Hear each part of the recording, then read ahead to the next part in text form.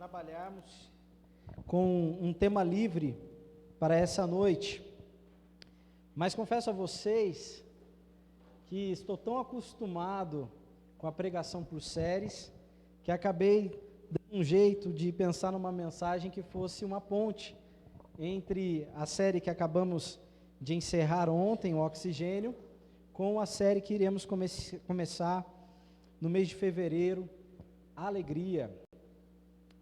Por isso nós vamos falar que em meio às dificuldades devemos nos alegrar. Mas por que escolher esse tema?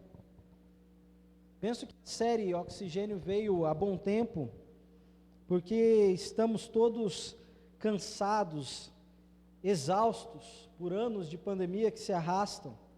Algo até então novidade, algo até então surreal, como estamos todos hoje aqui de máscaras, passou a fazer parte do chamado novo normal.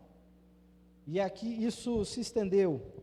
Quando pensávamos que já tínhamos vencido pelas vacinas, surge uma nova variante que escapa dela e transmite-se ainda mais rápido. E o país volta a registrar recordes de casos. Também estamos já um tanto quanto abatidos, um tanto quanto entristecidos, devido aos efeitos dessa pandemia. Não só do ponto de vista da saúde pública, mas também do ponto de vista da economia.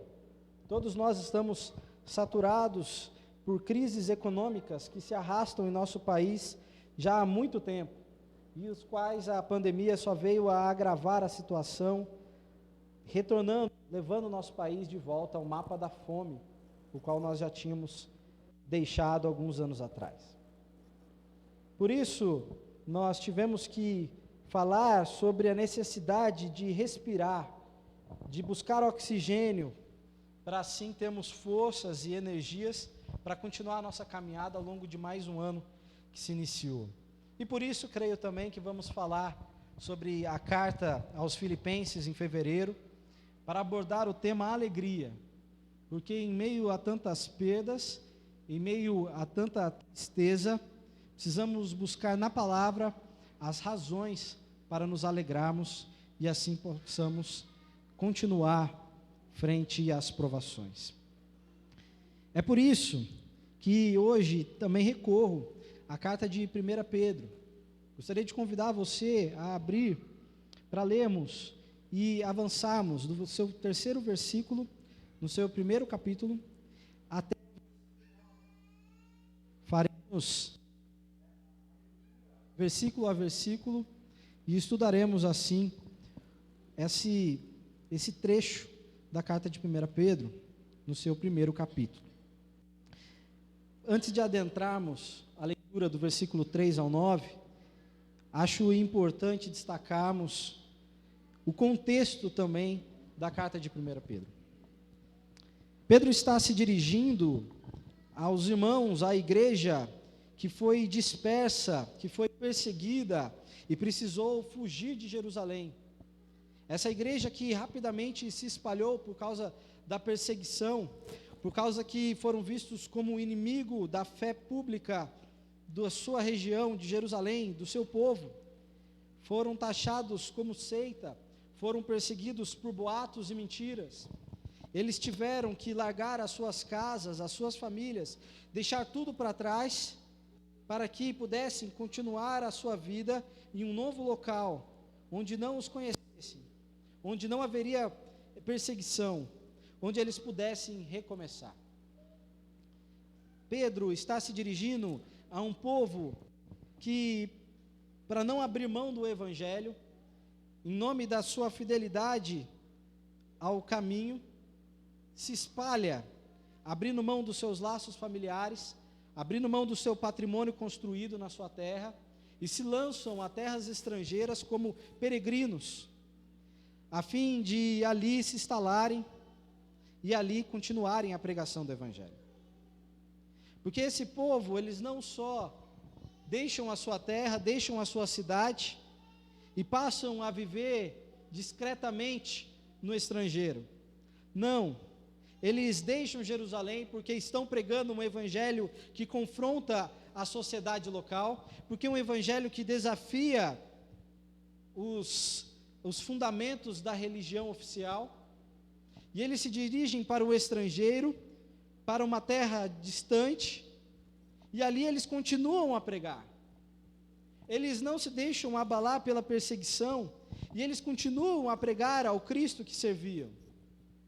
E por isso, nova perseguição se lança sobre eles, ali no seu novo local, ali na sua nova cidade.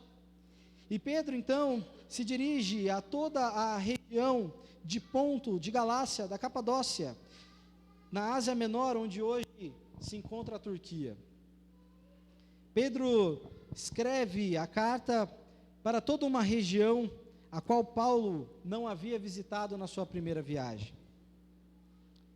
E para encorajar esse povo a perseverar e encontrar alegria em meio às provações, é que Pedro escreve para o povo santo. Diz no versículo 3, iniciando o nosso estudo, que bendito seja o Deus e Pai de nosso Senhor Jesus Cristo. Conforme a sua grande misericórdia, Ele nos regenerou para uma esperança viva, por meio da ressurreição de Jesus Cristo dentre os mortos. Desse versículo 3, eu entendo que em meio às dificuldades, bendito seja o Senhor que nos trouxe vida. Pedro está dizendo para o povo que Jesus Cristo trouxe nova vida, trouxe regeneração, regenerou-os para uma esperança viva. Por isso, em meio a todas as suas provações, em meio a todas as suas dificuldades, Pedro está os exortando para que continuem a bendizer e a glorificar ao nome santo do nosso Deus Pai, aquele que é Pai do nosso Senhor Salvador Jesus Cristo, aquele que entregou o seu Filho para morrer numa cruz e o ressuscitou dentre os mortos, para que hoje tivéssemos a esperança viva. Por isso, mesmo em meio a todas perseguições, mesmo em meio a todas as provações a qual aquele povo era submetido, eles deveriam não se deixar abalar, não se deixar entristecer, mas pelo contrário, continuar a bendizer o nome do Senhor. No versículo 4, entendemos que em meio às dificuldades, devemos nos lembrar da nossa salvação.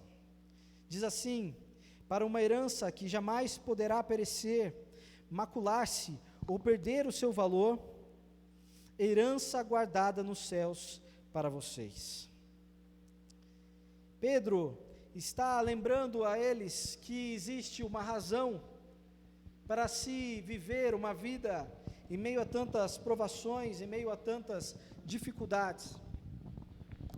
Pedro os está lembrando que eles serão herdeiros de uma herança que é imperecível, uma herança que é pura e imaculada, uma herança que não sofre ação do tempo, que não se deteriora, uma herança que está sendo guardada nos céus, uma herança que jamais poderá perecer. É por essa herança que eles seguem caminhando frente a todas as provações, frente a todas as dificuldades da vida. Pedro prossegue: em meio às dificuldades, tenha fé no cuidado de Deus. Diz Pedro no versículo 5, que por meio da fé que vocês têm, Deus os protege com o seu poder, até que recebam essa salvação, pronta para ser revelada nos últimos tempos. Pedro está aqui pregando para esses irmãos dispersos, peregrinos em terras estrangeiras, que a sua fé tem levado-os até um Deus que os guarda, que os protege, e que assim os conservará até que eles recebam a sua herança, até que seja revelada o que lhe espera nos últimos tempos. Irmãos, eu não sei vocês, mas por vezes o cansaço, o desânimo se instala.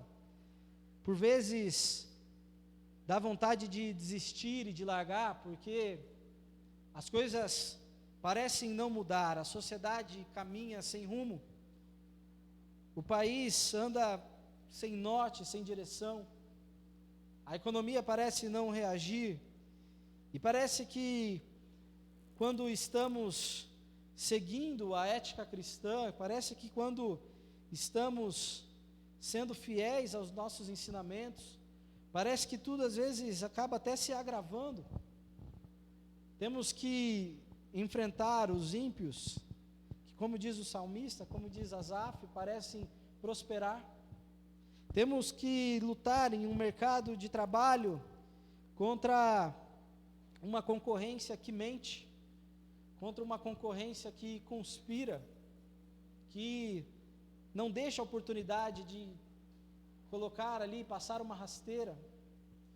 Por vezes você, à frente de um negócio, precisa lidar com pessoas que recorrem a meios ilícitos, pessoas que não seguem as regras, que não seguem a ética, a boa conduta, mas que se desviam dela todo o tempo para buscar vantagem.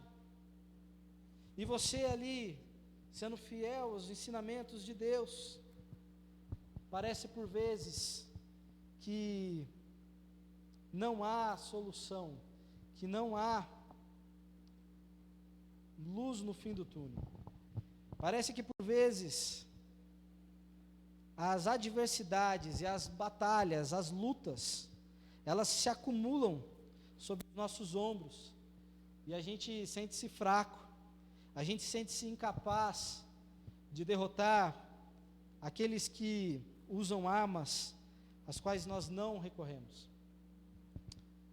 Mas Pedro aqui está nos dizendo que temos sim proteção e cuidado de Deus sobre nós, que apesar de por vezes um céu escuro tomar o horizonte, apesar de por vezes as nuvens se concentrarem e a densidade da tempestade se jogar no ar, por vezes, quando temos um dia cinzento, em que a tempestade não se acaba, onde só há chuva, por vezes nos esquecemos de que acima dessas nuvens, acima dessa densidade das nuvens, ainda existe um sol a brilhar, ainda existe uma esperança viva, ainda existe salvação no final do caminho, ainda existe cuidado e proteção do Senhor. Por vezes a tempestade parece que não vai passar, mas creia que tudo tem o seu tempo, tudo, em algum momento, Deus irá determinar que basta, é chegada a hora. O Senhor não vai nos deixar passar por tribulações durante toda uma vida. Haverá momentos de refrigério, haverá momentos onde poderemos respirar, haverá momentos em que poderemos recarregar as nossas forças e, de novo, nos alegrarmos.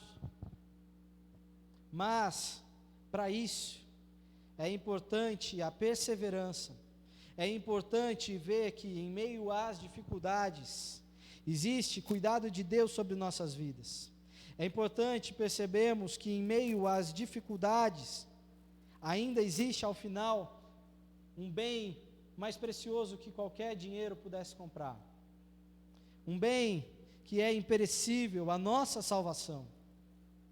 É importante lembrarmos que estávamos mortos em nossos delitos e em nossos pecados, mas hoje temos vida através da ação do Espírito Santo, que nos regenerou e nos deu uma nova vida espiritual. Irmãos, no versículo 6, Pedro vai nos alertar para que em meio às dificuldades, nós venhamos a nos alegrar. Portanto, alegrem-se com isso, ainda que agora, por algum tempo, vocês precisem suportar muitas provações. É o paradoxo da alegria do cristão. A gente, por vezes, se encontra em situações adversas, em situações muito delicadas, muito difíceis, que estão a nos desgastar, que estão a nos enfraquecer, mas nós temos que encontrar alegria também nessas situações. Como se preservar alegre enquanto tudo dá errado? Como se preservar contente quando a vida só lhe traz perdas, só lhe traz quedas? Irmãos, existe em nós uma alegria que é inexplicável. Existe em nós uma alegria profunda, íntima, que só aquele que tem um Senhor e Salvador sobre a sua vida pode dela testemunhar. Nós somos testemunhas do que é o agir do Senhor em nossas vidas, de como fomos transformados pelo agir do Espírito Santo.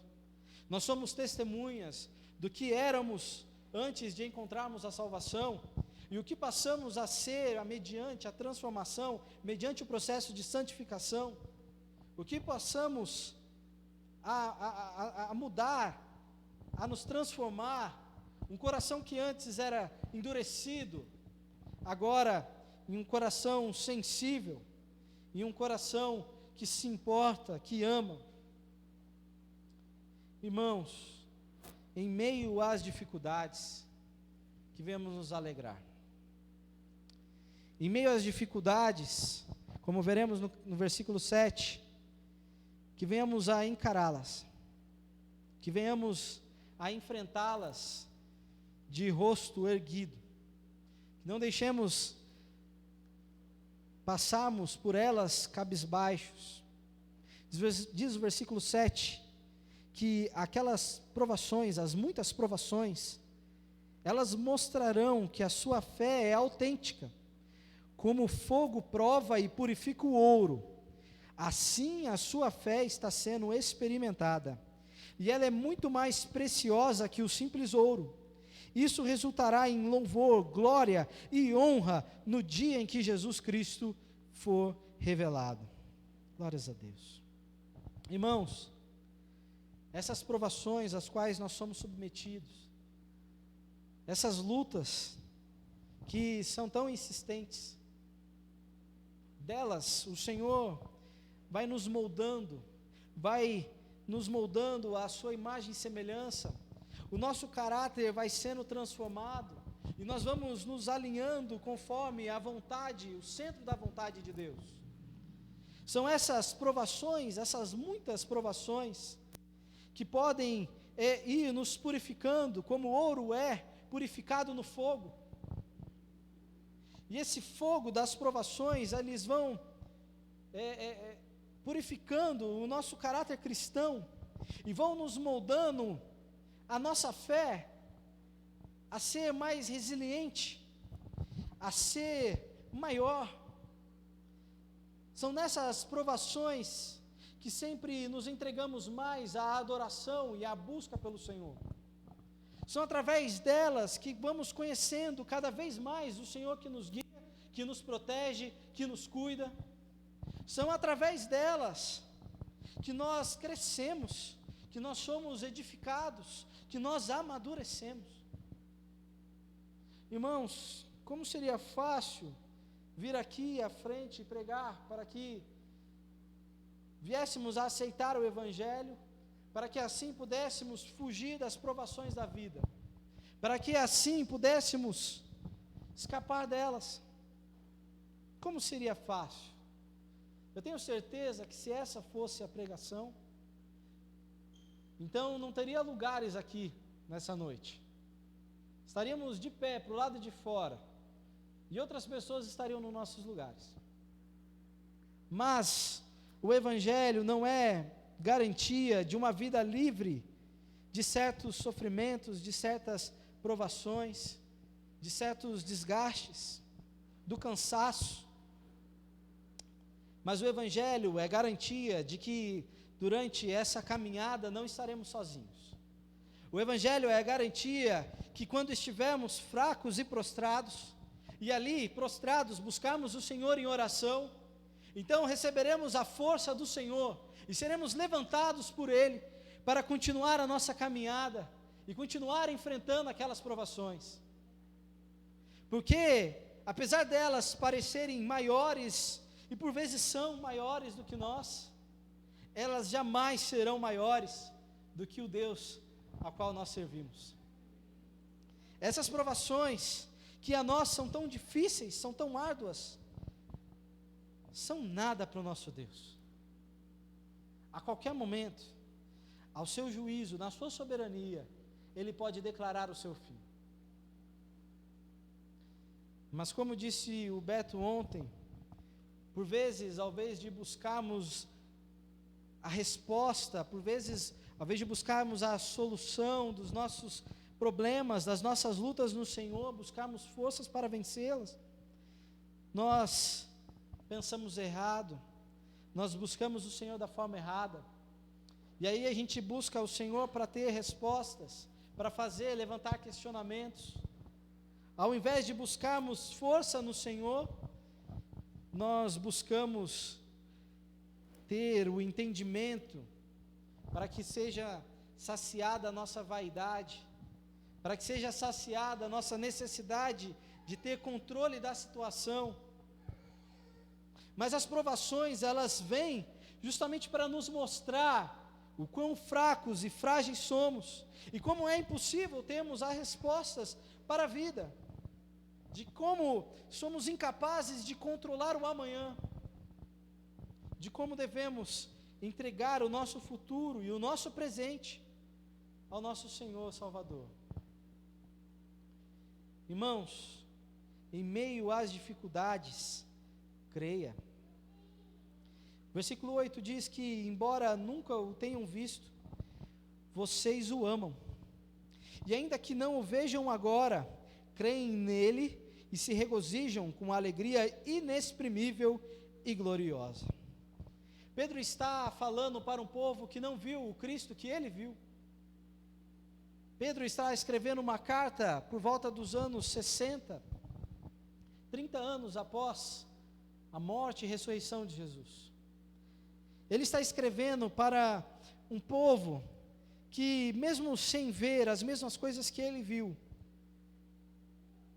escolheu crer, e pela fé, se dispuseram a abandonar todo o conforto das suas vidas, a contrariar toda a sua sociedade, a ser por ela ridicularizados, a ser pela sua família renegados, a ser pelos seus irmãos, pelos seus colegas, pelos seus outroras amigos, perseguidos, por um povo que aceitou abrir mão de toda uma vida que havia construído ali em Jerusalém, e aceitou se dirigir a uma terra estrangeira, a uma língua desconhecida, a costumes que eles não tinham, e ali fixar residência, para que pudessem continuar a pregação, para que continuassem servindo ao Senhor. Eles não fugiram para que a sua luz se apagasse, pelo contrário, eles fugiram para que a sua luz pudesse se espalhar pelo mundo todo.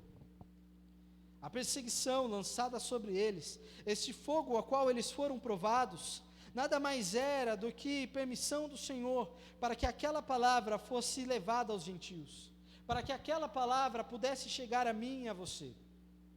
Se aquele povo não fosse submetido à provação, à perseguição a qual eles foram submetidos, talvez eu e você hoje não tivéssemos sido alcançados pela palavra, talvez ela hoje fosse restrita a Jerusalém, mas a partir do momento que vem a provação, e aquele povo aceita passar por aquele caminho árduo, por aquele deserto, e eles se dirigem à terra estrangeira, então a palavra começa a se espalhar por todo o mundo, o evangelho começa a alcançar novos povos. Irmãos,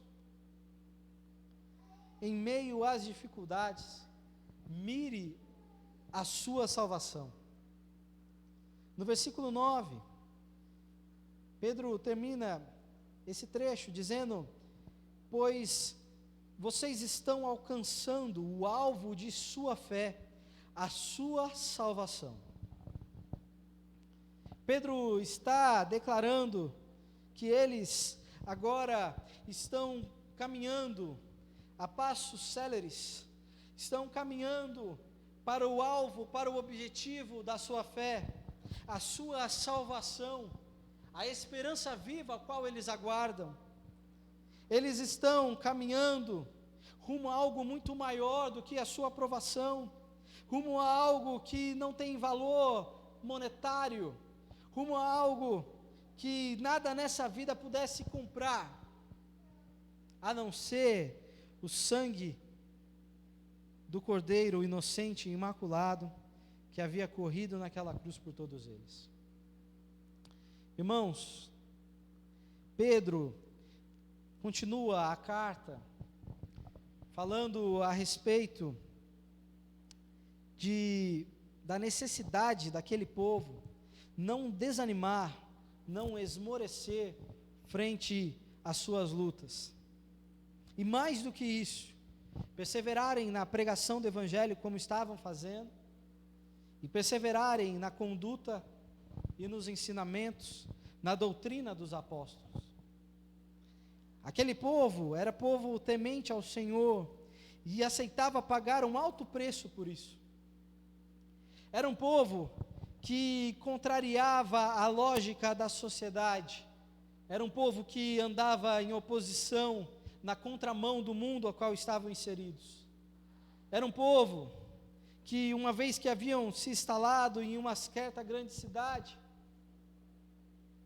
da sua pregação, tantos foram alcançados, que aquela cidade que até então vivia do turismo religioso, que aquela cidade que até então vivia dos estrangeiros que vinham adorar a sua deusa no seu templo, que viviam da compra de livros místicos a respeito daquela deusa, aquele povo, quando ele é alcançado por esse evangelho genuíno, verdadeiro, pregado com ousadia, por um povo que aceitava pagar o preço das provações, essa verdade transforma aquela sociedade de tal forma, que uma nova crise financeira se instala, e aquele povo, agora convertido, se reúne para queimar os seus livros místicos, os seus livros pagãos, para que ficasse claro que eles não queriam mais nada daquilo.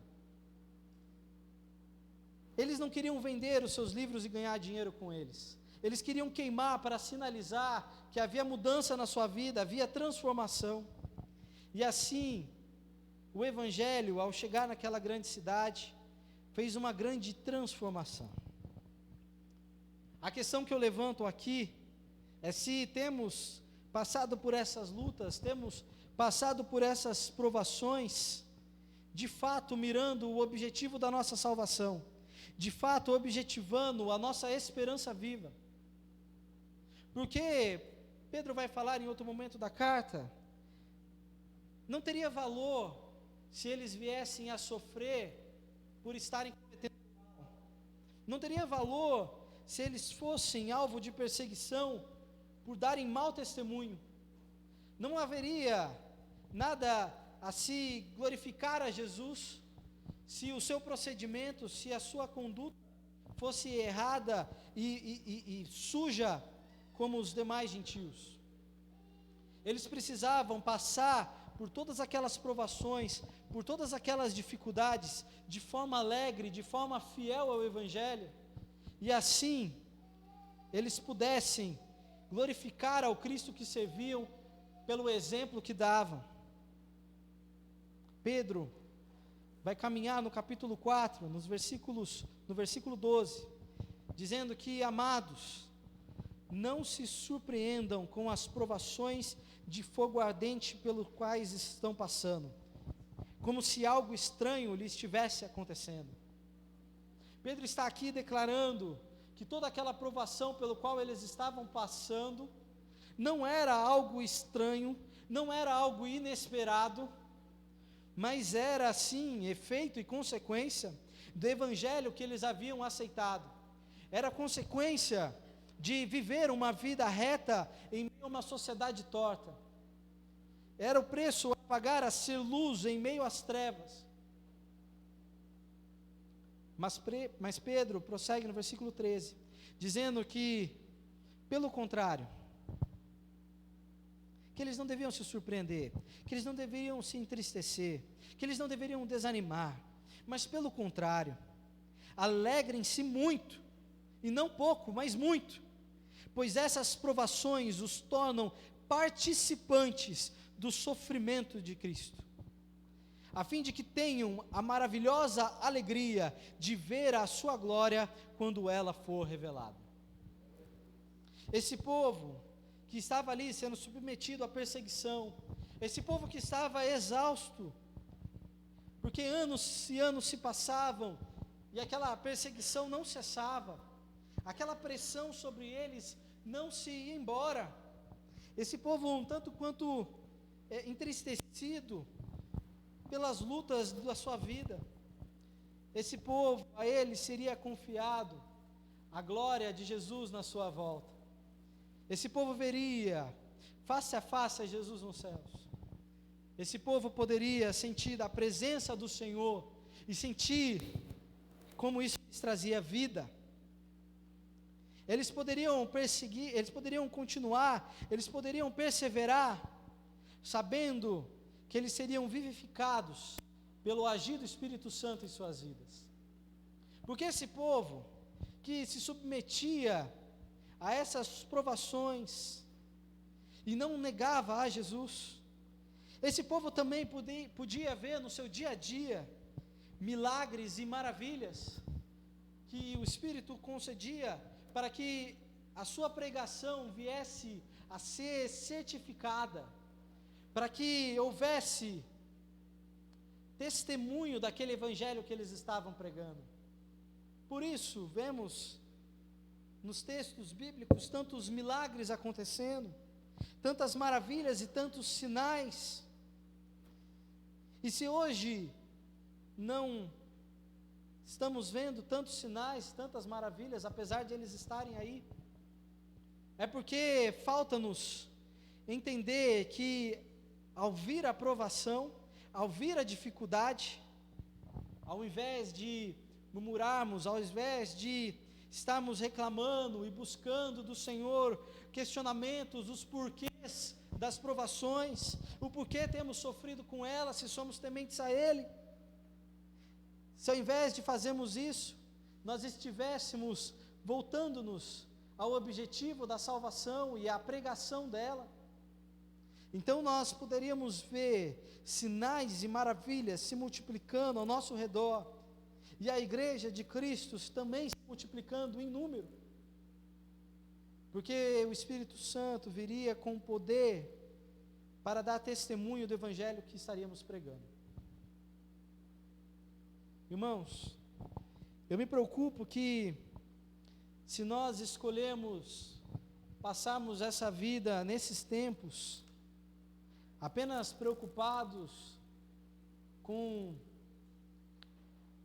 o nosso patrimônio, apenas preocupado com a nossa casa nova, com o nosso carro novo, se nós passarmos essa vida presos a assuntos tão fúteis, tão pequenos, a gente pode em algum momento vir a se desviar do caminho do Senhor. Se a gente optar por seguir o caminho de Deus, mas numa versão light, num evangelho raso, num evangelho que não aceita aprovação, num evangelho que, ao invés de buscar forças no Senhor para superá-las, busca questionamentos e respostas do Senhor, se nós não nos voltarmos para o genuíno e denso evangelho, então estamos suscetíveis a um grande risco de em algum momento virmos a nos desviar do caminho. Algum momento, esse evangelho sem alicerce, sem fundamento, não será capaz de nos segurar em um caminho tão estreito. As tempestades da vida virão em algum momento, uma casa sem fundamento será arrastada pelas águas. Irmãos, se optarmos em conciliar no mesmo nível o mundo com a fé, se optarmos por priorizarmos a nossa vida secular em detrimento à nossa vida espiritual, irmãos, nós infelizmente, dificilmente sobreviveremos aos tempos que estão por vir. Tempos que seremos cada vez mais provados, tempos em que a sociedade irá se sujar cada vez mais, e seremos desafiados a buscar sermos alvos como a neve. Seremos provados em nossa fé, em nossa conduta, para sermos fiéis à doutrina que recebemos. Irmãos, se nós buscarmos, como muitos lugares tem sido pregado, um evangelho raso, um evangelho de autoajuda, motivacional, um evangelho só de promessas, a gente não vai ser forte o suficiente, ou melhor, não entenderemos de onde vêm as nossas forças para aguentarmos os finais dos tempos. O início das tribulações já é realidade em nosso meio.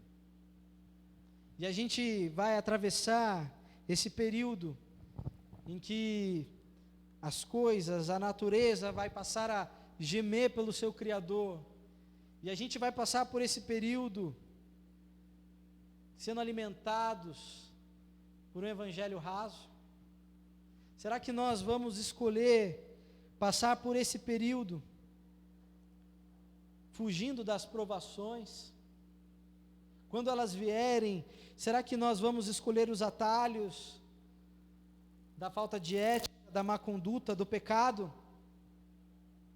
Irmãos, se nós não buscarmos ansiosos pelo evangelho, se nós não buscarmos pela palavra do Senhor e sermos alimentados por elas, sermos amadurecidos pelas suas provações, pelas suas dificuldades, nós não teremos raízes fortes o suficientes para suportar os ventos que virão.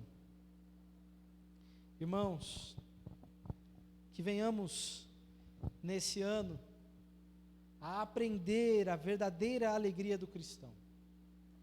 A verdadeira alegria do cristão, ela não se limita à alegria secular da conquista de uma casa nova, da conquista de um carro mais confortável, da conquista de boas roupas, de um bom emprego. Sabe, é muito mais do que isso. A nossa alegria é algo qual dificilmente se pode explicar, só se pode sentir e viver. A nossa alegria, ela não pode ser traduzida em um pensamento lógico e racional, porque ela é loucura para esse mundo. O nosso evangelho, ele é loucura para os sábios desse mundo. Ele é oposição aos valores desse mundo. E portanto, quando decidimos caminhar com Cristo em novidade de vida, estamos sujeitos a passar por certas provações, passar por certas vezes a sermos ridicularizados. Mas, irmãos, tenha fé na promessa, a maior das promessas, que logo o Senhor voltará e revelará a sua glória. Esse Jesus que hoje está escondido do mundo, esse Jesus que hoje é invisível, ele se mostrará para que todo olho veja. E ali, na sua volta, seremos julgados. E toda essa caminhada, toda essa perseverança dos santos, enfim, vai fazer sentido para o mundo. Enfim, eles irão se arrepender e confessar a Jesus. Mas aí já será tarde. Mas aí não haverá tempo para o arrependimento. Então, seguiremos por uma nova vida, seremos transformados e poderemos viver face a face com o nosso Senhor, em um céu onde não haverá mais dores, onde não haverá mais lágrimas, onde não haverá mais tristezas, onde enfim chegará o fim das nossas lutas e das nossas provações. Até lá, que venhamos, pela força que o Senhor nos concede, a perseverar na fé do nosso Senhor Jesus Cristo. Amém? Irmãos, gostaria de convidar a vocês a dobrar os seus joelhos junto comigo, para que venhamos a buscar a esse Senhor, buscar, através da ação do Teu Espírito, o amadurecimento que precisamos para encontrarmos a alegria para o nosso viver. E se você deseja receber oração, vem aqui à frente, os pastores da igreja estarão orando por você e estendendo as suas mãos sobre você. Se você não vem, dobre os seus joelhos, busque o Senhor em oração e busque nele a alegria indizível e inexplicável. Amém.